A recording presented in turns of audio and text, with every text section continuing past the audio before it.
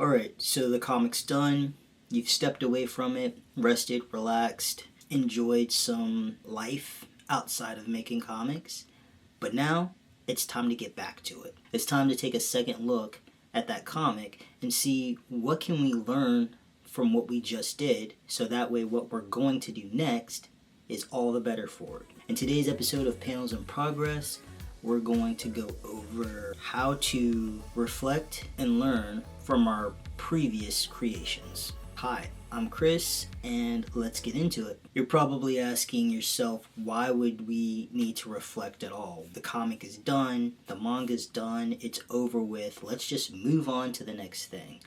However, I think our old comics are a map of the past, of what we've done, what we're capable of. And reading that map can help us learn where we're going or where we need to go. When you look at your old comic, it's not about having shame or cringe. You shouldn't say, oh man, I could have done this so much better, or I wish I would have done better. It's more about saying, okay, this was where I was at.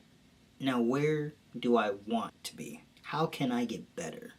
That is the question we should all ask ourselves every single time we make a new comic. Reflection is going to help us identify patterns, like where the struggles were, where we were most happiest, what flowed easily as I created it, what didn't work so well or was pretty clunky. And this is a great time to look at your comic as if you have never read it before. That's why the previous episode we talked about resting and taking a break from it, because now you're coming back to your comic with fresh eyes. I got this idea from another YouTuber. His name is John Brinkley, and I will link to his video where he describes the best ways to review old work. But here's my takeaway that I'm going to regurgitate in my own words. So step 1 is already done. You've already taken the break. You've reset your eyes, and now step 2, you're going to read the comic. But you're going to review it in passes. Your pass 1 should be looking for, does the storytelling work?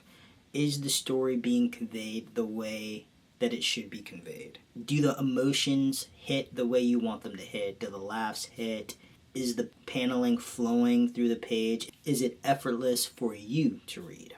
Pass 1 is reading the story and seeing, is the story working? Are you getting from point A to point B to point C smoothly? Is it clear and understood? And don't be afraid to ask for somebody else's help when it comes to this. Sometimes we can get a little bit close to our work because we know the story in our head. But if a brand new reader who has never read it before reads it and gets confused, then that could give you some hints about exactly what points they got confused at. The second pass, we're going to look at the artwork. What panels did you feel were really strong? What panels did you feel were very weak? Were there some inconsistencies with the backgrounds? Did you notice that you used the same mid-shot over and over and over again? Or did you notice that all you have is a comic full of talking heads? Did you even change the camera angles? All good things to look for when you're in the second pass. And then part 3 is what parts drained you. This part might be a little bit hard, but usually the parts that you struggled with, you're never going to forget. For instance, while I was working on Dopple, I loathed doing the backgrounds and figuring out what angles the background should be at. The other part I struggled with was the colors. I mean, not everyone is amazing with adding colors to their comics, but I feel like it was one of my weak points as well. And then because I was working on the comic while I was also trying to learn other techniques, I felt like the way I inked my comic could have been better as well. And then finally, after you've taken these notes, written these things down of what you've noticed about your own comic, now you have a wealth of information to use for your future plans. This next part is really up to you how you want to move forward.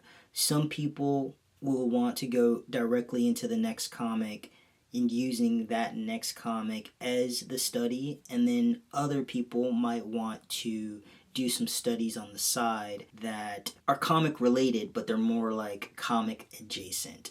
So, for instance, for myself, once I pick out the things that I want to improve on, I'm going to laser focus on doing maybe a page study of a comic or manga that did it the way I would like to do it on my own, without having to worry about the story, without having to worry about any of the details, just the inking, just the colors, something like that. Back when I did webtoons, I would always want better faces, better facial expressions. So I would do facial expression studies, 30 to 60 seconds every single day, just improving how to emote the face in different ways. Or if you feel like your poses are stiff, you could do some anatomy studies. But if it's specifically paneling or storytelling mechanics, you might want to do just some rough pages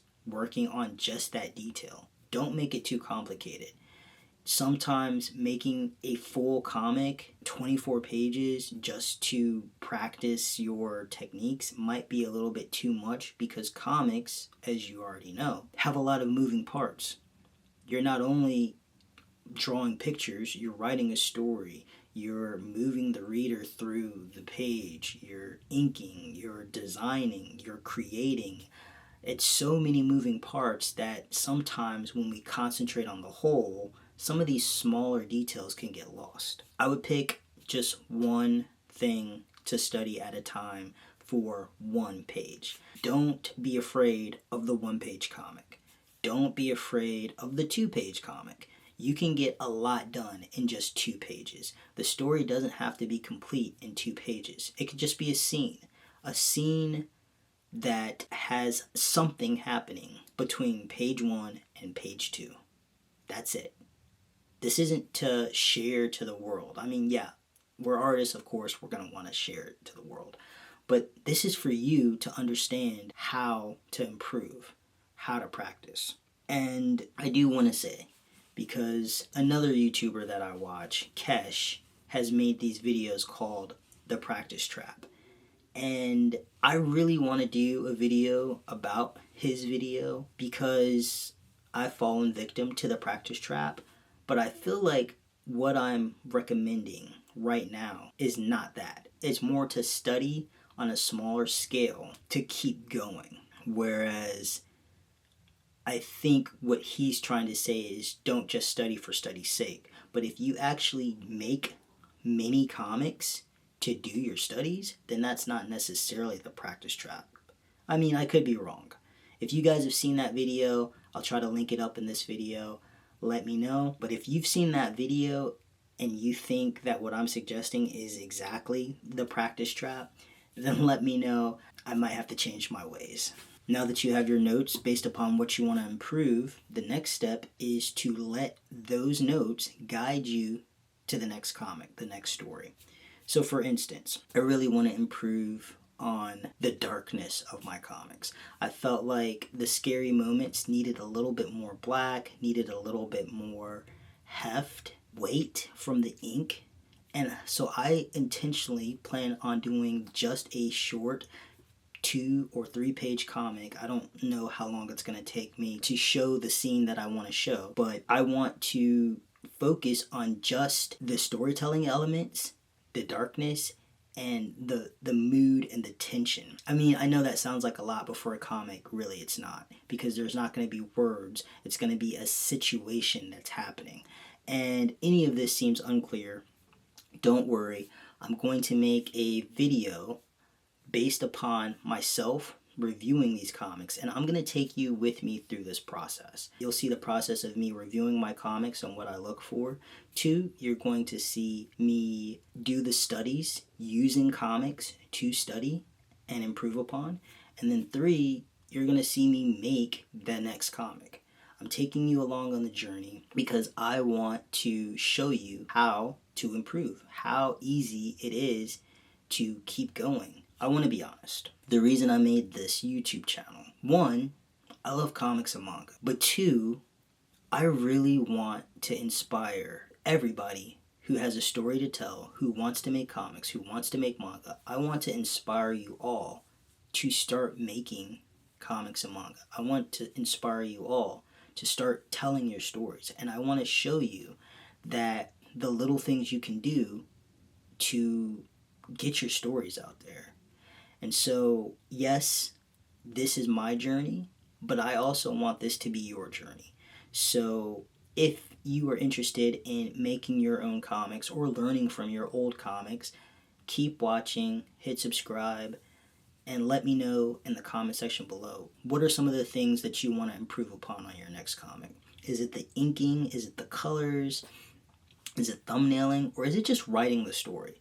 Because I'm very into storytelling as well, and I have some ideas on scripting comics and scripting your ideas to make it simple. You know, you don't have to do things the Marvel way. You don't have to do things the traditional way anymore. There's a way that you can tell your story that works for you, because most likely you're the writer and the artist, the marketer, the accountant. You're wearing all the hats, so you can create your own path. So if any of that sounds interesting to you, please subscribe and let me know where you're at on this journey and join me for mine. Don't forget, I've got my comic Dopple on Global Comics ready to view. Check out those links in the description. Dopple is a horror thriller comic where a woman's husband comes home from a routine business trip and he is acting completely out of character. And the comic is about how she handles it. If you're interested, check it out on Global Comics or Webtoon. The link will be in the description below. Stay tuned for the next video because we're just going to keep making comics. See you next time.